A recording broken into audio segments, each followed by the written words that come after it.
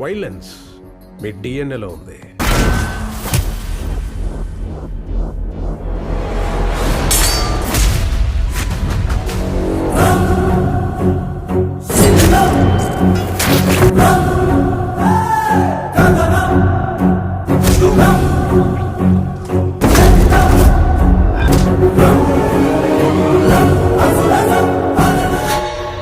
ప్రతి జనరేషన్లోనూ ఆ కొత్త థాట్ని ముందుకు తీసుకెళ్ళేవాడు మాత్రం ఒక్కడే వస్తాడు.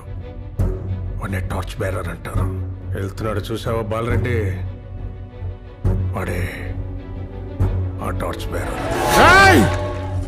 ఎవడన్నాడా? యునానిమస్